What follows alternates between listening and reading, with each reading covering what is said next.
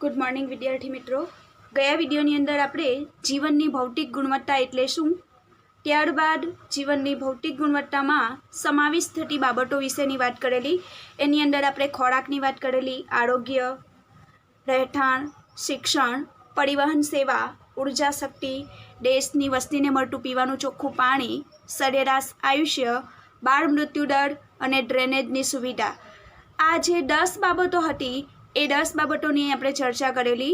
આજે આપણે જીવનની ભૌતિક ગુણવત્તાનો આંક એના વિશેની વાત કરીશું।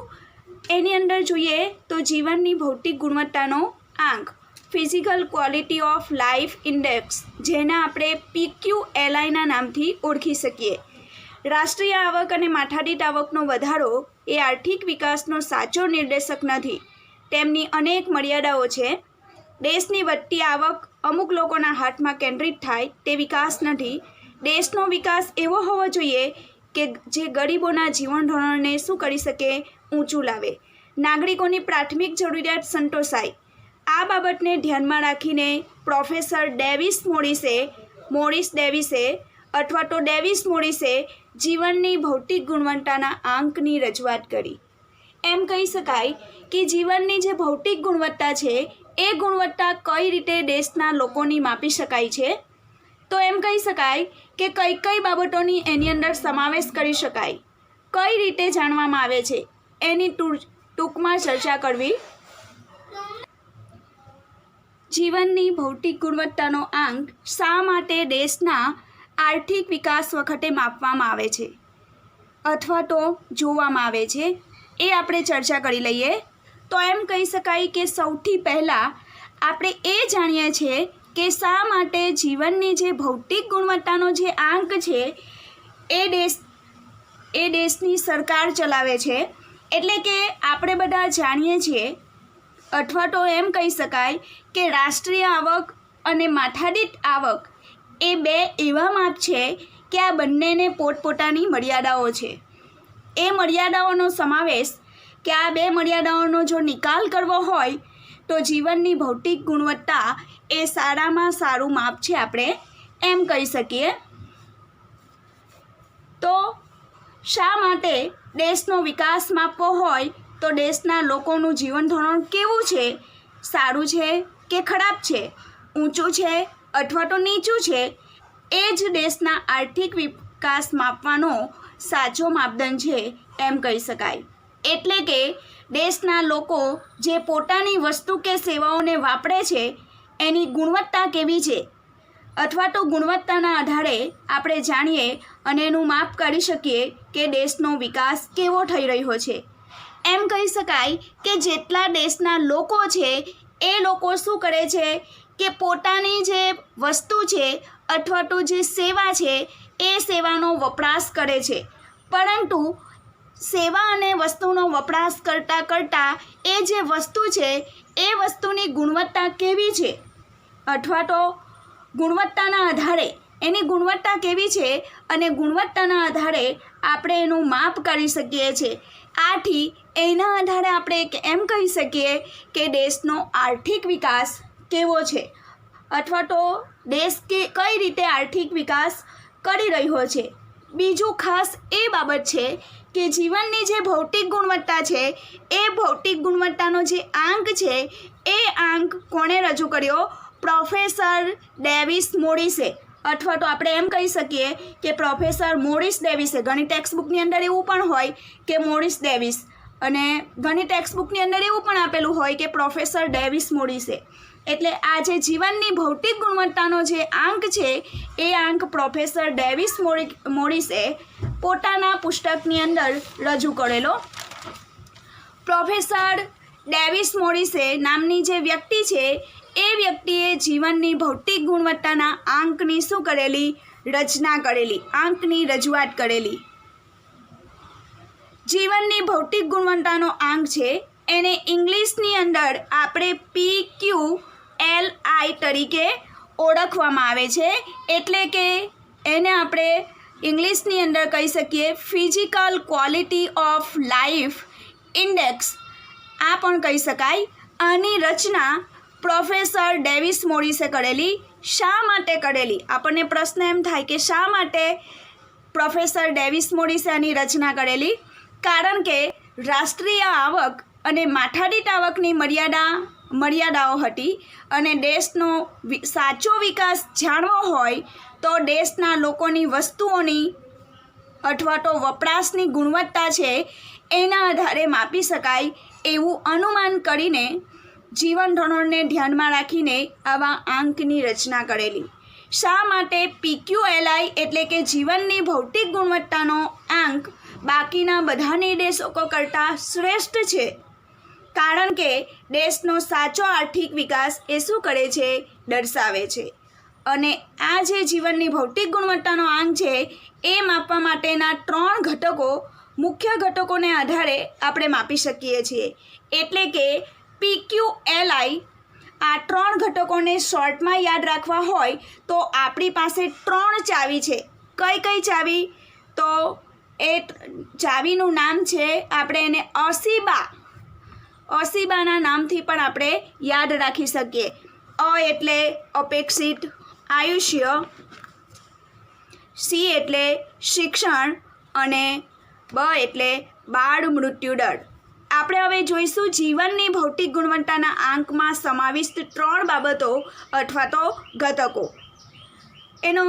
એની અંદર જોઈએ તો પહેલું જોઈએ શિક્ષણનું પ્રમાણ, બીજું અપેક્ષિત આયુષ્ય અને ત્રીજું છે બાળ મૃત્યુ દર. આ રીતે શોર્ટની અંદર જો આપણે યાદ રાખીએ તો એમ કહી શકાય સરળતાથી આપણને યાદ રહી જાય. આ જે 3 ઘટકો છે એમાંનું પહેલું ઘટક છે જે આપણે જોવાના છે એ છે શિક્ષણ એટલે કે શિક્ષણનું પ્રમાણ. તો એની અંદર જોઈએ તો દેશમાં સાક્ષરતાનું પ્રમાણ શિક્ષણની સ્થિતિ દર્શાવે છે. દેશમાં શિક્ષણ મેળવેલી વસ્તીની ટકાવારીના આધારે શિક્ષણનું પ્રમાણને આપણે જાણી શકાય છે. એમ કહી શકાય કે જે શિક્ષણ છે એ દેશમાં લોકોનું કેવું છે અથવા તો એ શેના આધારે આપણે માપી શકીએ તો સાક્ષરતાનું જે દર છે એ દરના આધારે આપણે માપી શકાય છે. અથવા તો દેશની જે વસ્તી છે એ દેશના લોકો છે એ પોતે કેવું ભણેલા છે, એ કેટલા ધોરણ સુધીનું ભણેલા છે, અથવા તો દેશના લોકોમાં સાક્ષરતામાં વાંચતા લખવાનું જ્ઞાન છે કે નહીં એના આધારે આપણને ખબર પડી જાય. એટલે કે દેશની વસ્તીમાં શિક્ષણ કેટલું છે અથવા તો સાક્ષરતાના દરને આપણે જાણી શકીએ છીએ. એટલે આના પરથી આપણે જાણી શકીએ કે ભારત દેશની અંદર સાક્ષરતાનું પ્રમાણ કેવું છે. હવે જોઈએ બીજો ઘટક. બીજો ઘટક છે એ જીવનની ભૌતિક ગુણવત્તાના આંકનો જેના આધારે એની રચના કરવામાં આવે છે. એની રચના થાય છે બીજું અપેક્ષિત આયુષ્ય. એને કહી શકીએ. અપેક્ષિત આયુષ્ય કોને કહી શકાય તો બાળકના જન્મ સમયે તે કેટલા વર્ષનું આયુષ્ય ભોગવશે તેની અપેક્ષાને અપેક્ષિત આયુષ્યના નામથી ઓળખી શકીએ છીએ, જે પ્રજાનું સરેરાશ આયુષ્ય દર્શાવે છે. અપેક્ષિત આયુષ્ય વધે તો આરોગ્યની સેવાઓ સારી છે આપણે એમ કહી શકાય. અપેક્ષિત આયુષ્ય એ અગત્યનું માપદંડ છે અથવા તો ઘટક છે. હવે આપણને એમ થાય કે અપેક્ષિત આયુષ્ય એટલે શું? પરીક્ષાની અંદર 1 માર્ક્સના પ્રશ્નની અંદર આ પૂછાય છે.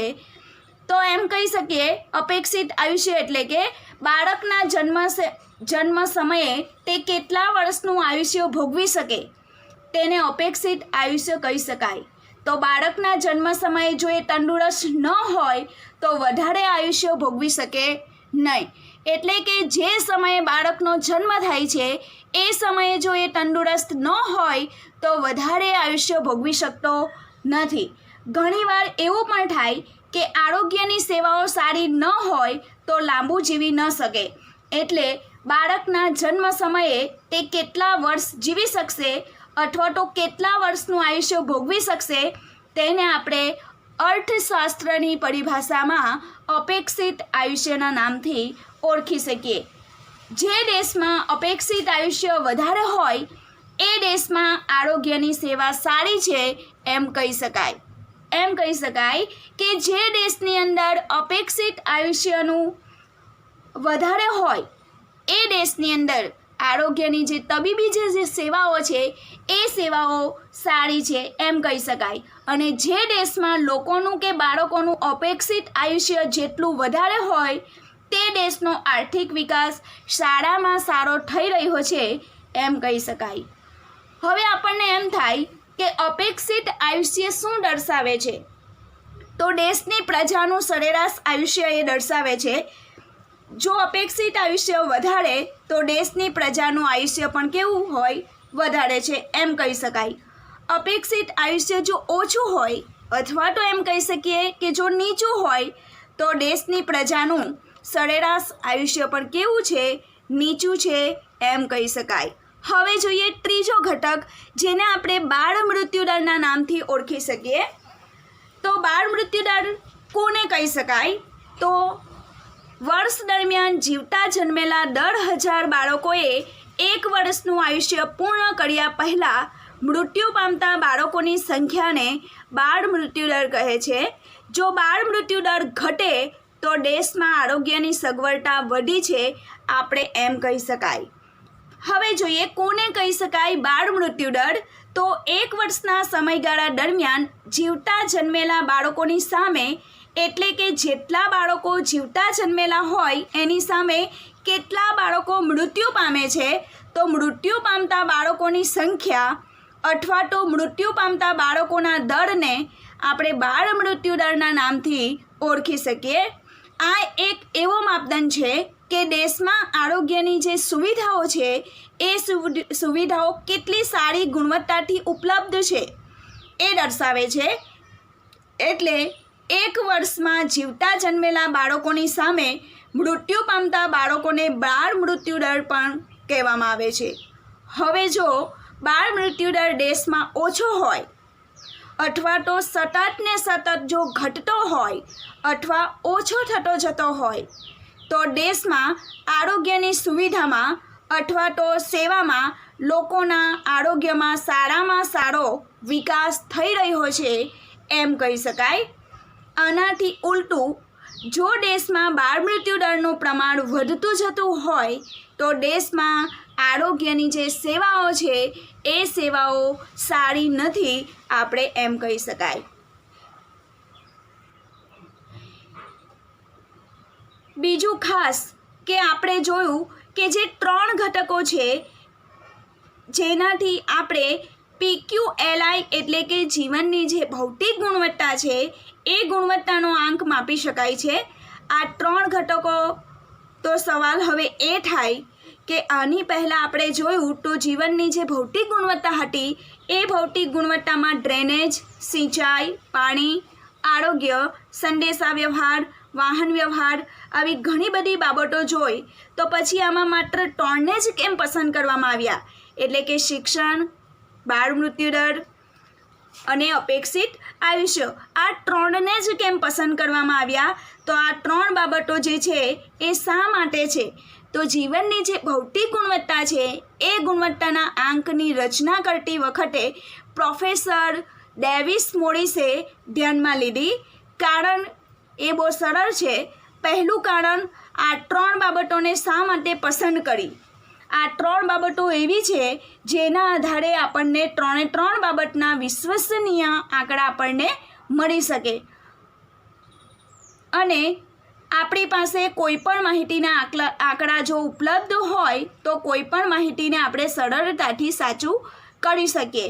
આ 3 ઘટકનો ફાયદો એ પણ છે કે સાક્ષરતાનો દર, અપેક્ષિત આયુષ્ય અને બાળ મૃત્યુદર એ 3ના આધારે પણ દેશની સાચી જે પરિસ્થિતિ છે, દેશની અંદર કઈ પરિસ્થિતિ ચાલી રહી છે એ પણ આપણે શું કરી શકીએ છીએ? જાણી શકીએ છીએ. બીજું કારણ એ છે કે આ જે 3 કારણો છે એ પ્રયત્નો નથી દર્શાવતા, પણ શું દર્શાવે છે? પરિણામ દર્શાવે છે. ઉદાહરણ તરીકે આપણે જાણવું હોય કે અપેક્ષિત આયુષ્ય, તો અપેક્ષિત આયુષ્યમાં પરિણામ એ આવે કે બાળક છે એ લાંબા વર્ષનું આયુષ્ય ભોગવે તો દેશમાં આરોગ્યની જે સુવિધા છે એ સુવિધા કેવી છે? સારી છે. એટલે કે જો બાળક હોય, કોઈ પણ દેશની અંદર બાળક છે, એ બાળક આરોગ્યની સેવાની અંદર અથવા તો એમ કહી શકાય કે જો એ લાંબુ આયુષ્ય જો એ ભોગવી શકે તો એ દેશની અંદર આરોગ્યની જે સુવિધા છે એ સુવિધા સારી છે. તો એ પ્રયત્ન નહીં પણ શું દર્શાવે છે? પરિણામ દર્શાવે છે એમ કહી શકાય. એટલે કે મોટામાં મોટી બાબત એ છે કે જેટલા પણ 3 ઘટકો છે એ દેશની સરકાર કે દેશની જનતા માટે કેવા પ્રયત્નો કરે છે એ નહીં પણ પ્રયત્નો પછી દેશમાં કેવું પરિણામ આવે કે કેવી અસર થઈ, કેવા ફેરફાર થયા એ શું કરે છે? ખાસ જણાવે છે. ત્રીજું કારણ એ છે કે 3 ઘટકો શા માટે છે? સરળતાથી એકબીજા સાથે તુલના કરી શકો. એક કરતાં વધારે દેશ સાથે આ જે 3 ઘટકો કે જીવનની ભૌતિક ગુણવત્તાના આંક છે એની તુલના અથવા તો તુલનાત્મક સરખામણી તમે સરળતાથી કરી શકો છો. તો આ છે જીવનની ભૌતિક ગુણવત્તાનો આંક. આપણે શું જોયું?